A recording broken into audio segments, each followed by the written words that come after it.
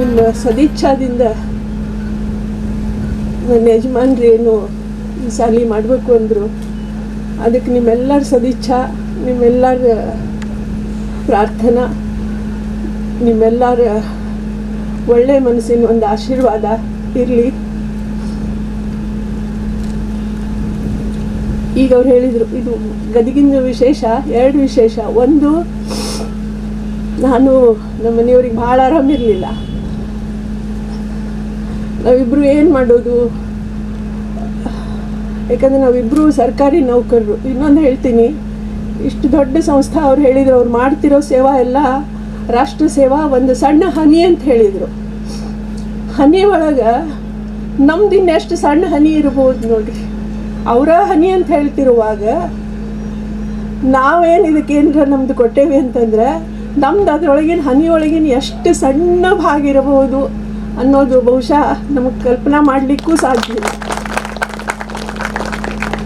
ಆದರೆ ಅಷ್ಟು ಸಣ್ಣ ಹನಿ ಆಗಬೇಕಾದ್ರೆ ಸಹಿತನೂ ಅದಕ್ಕೊಂದು ಹೆಂಗೆ ಸಾಧ್ಯದು? ಇದು ಯಾವುದು ಪಿತ್ರಾರ್ಜಿತ ಅಲ್ಲ, ಸ್ವಯಾರ್ಜಿತ. ನಮ್ಮಿಬ್ಬರದು, ಇಬ್ಬರು ನಮ್ಮ ಗಂಡ ಹೆಂಡತಿ ಇಬ್ಬರು ದುಡಿದಿದ್ದು. ಹೆಂಗೆ ಸಾಧ್ಯ ಆಯ್ತು? ಸಾಧ್ಯದ ನಾವು ಸಾಮಾನ್ಯ ಮಧ್ಯಮ ವರ್ಗದ ಜೀವನ ನಡೆಸಿದವರು. ಬಸ್ನಾಗೆಲ್ಲ ಓಡಾಡ್ತಿದ್ದೆ ನಾನು, ನಮ್ಮ ಮನೆಯವರು ಓಡಾಡ್ತಿದ್ರು. ನಾವು ಹೋದಲ್ಲೆಲ್ಲ ಬಸ್ಸಿಗೆ ಸೀಟ್ ಕೂಡ್ಲಿಕ್ಕೆ ಜಾಗ ಕೊಡ್ತಿದ್ರು. ಯಾರು ಗೊತ್ತಿರ್ತಿದ್ರು, ಇವ್ರು IAS ಆಫೀಸರ್ ಅಲ್ಲ, ಯಾರಿಗೋ ಗೊತ್ತಿರ್ತಿದ್ರು, ಎಲ್ಲ ನೋಡಿರ್ತಿದ್ರು, ಫೋಟೋ ನೋಡಿರ್ತಿದ್ರು. ಸರ್ ಬರ್ರಿ ಸರ್ ಇಲ್ಲ ಕೂಡ್ರಿ, ಗಟ್ಟಿದ್ದೀನಿ. ಸೊ ನಾನು ಇವರು ಬೆಂಗಳೂರು ಸಿಟಿ ಬಸ್ನಾಗ ಸಹಿತ ಓಡಾಡೀವಿ.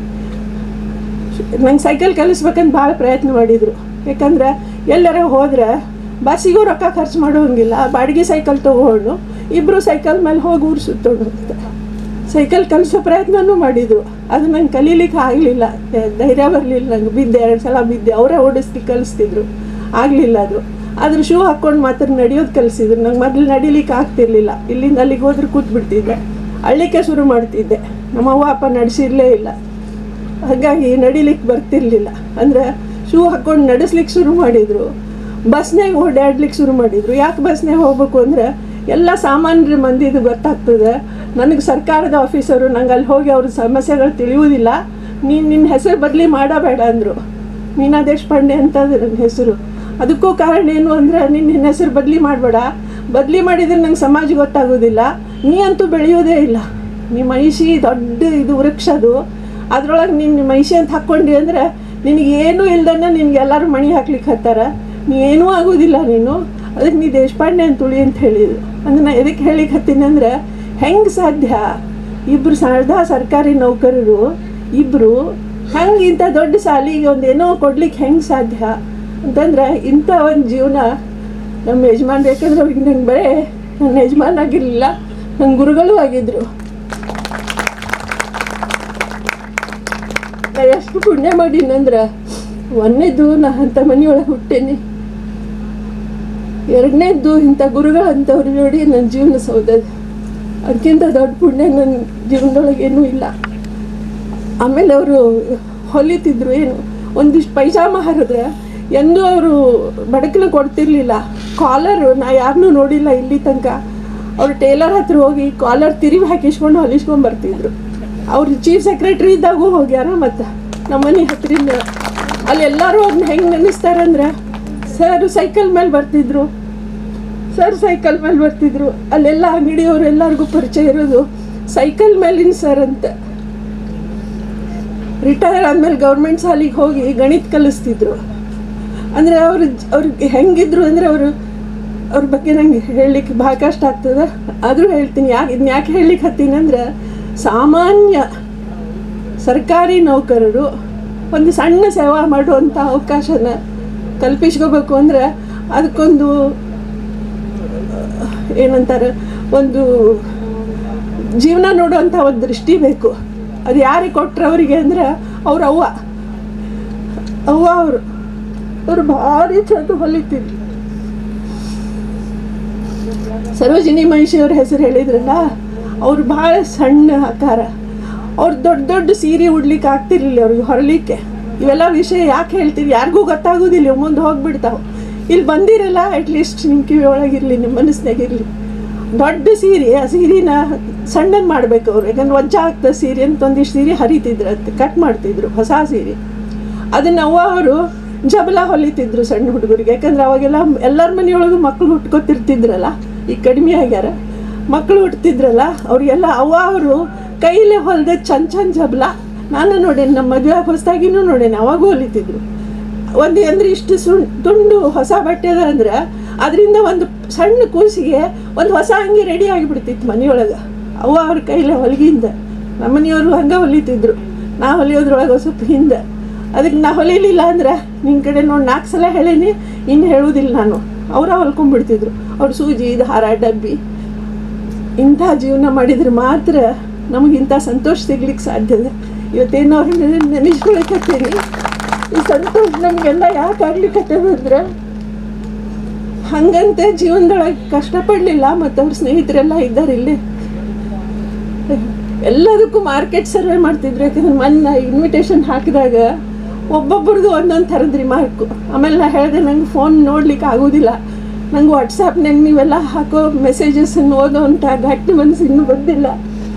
ಅದರೊಳಗೆ ಒಬ್ಬರು ಬರೆದ್ರು, ನಮಗೆ ಮಾರ್ಕೆಟ್ ಸರ್ವೆ ಮಾಡಿಕೊಂಡು ನಾವು ಹೋಗಿಬಿಟ್ಟಾನಂತ.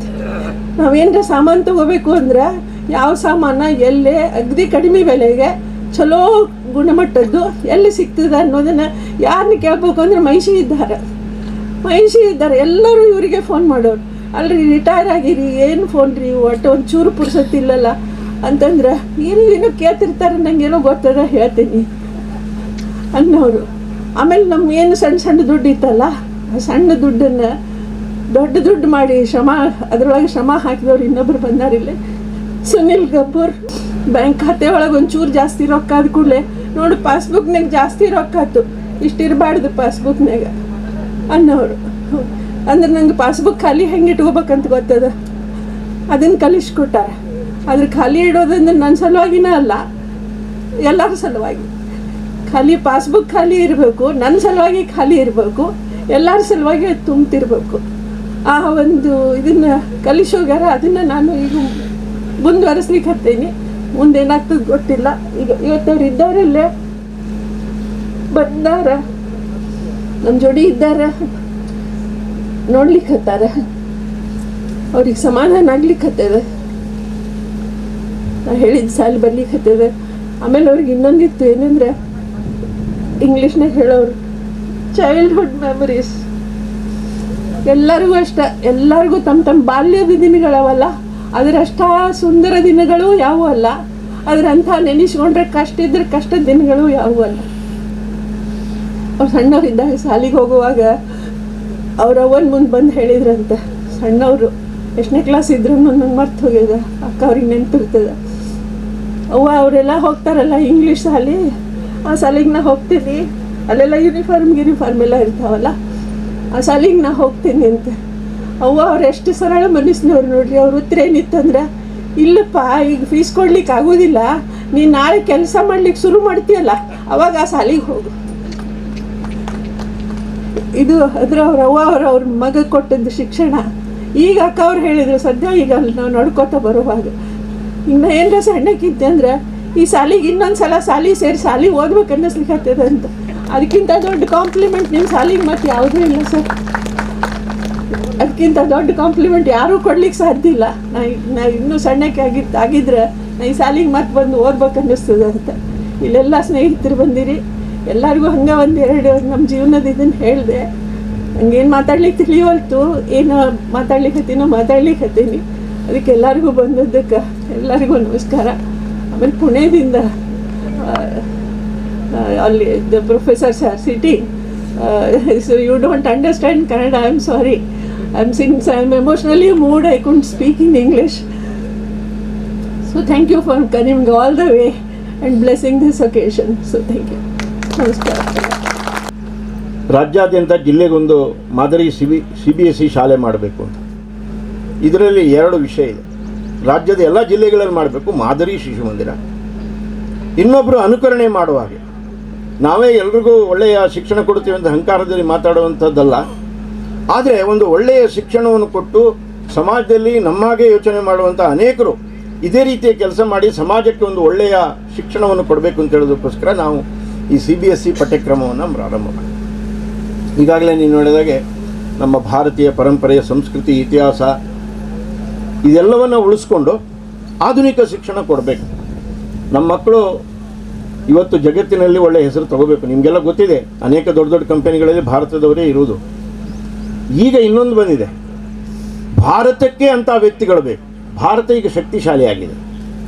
ಭಾರತಕ್ಕೇನೂ ಒಂದು ಒಳ್ಳೆಯ ಜಗತ್ತಿಗೆ ಶ್ರೇಷ್ಠವಾದಂಥ ವ್ಯಕ್ತಿಗಳು ಭಾರತಕ್ಕೂ ಬೇಕು. ಇಂಥ ಸಮಯದಲ್ಲಿ ಈ ರೀತಿ ಶಿಕ್ಷಣ ಬೇರೆ ಬೇರೆ ಕಡೆನೂ ಕೊಡಬೇಕು.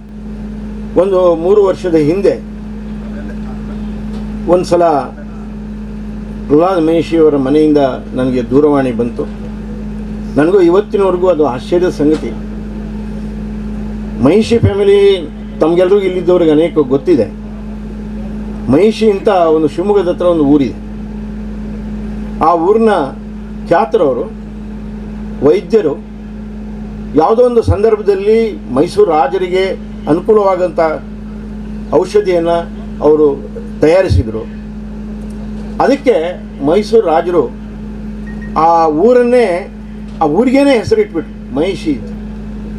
ಸೊ ಅಂತಹ ಊರಿನವರು, ಅವರ ತಂದೆಯವರು ಖ್ಯಾತ ಲಾಯರ್, ಅವರು ಧಾರವಾಡದಲ್ಲಿ ಪ್ರಾಕ್ಟೀಸ್ ಮಾಡ್ತಾಯಿದ್ರು.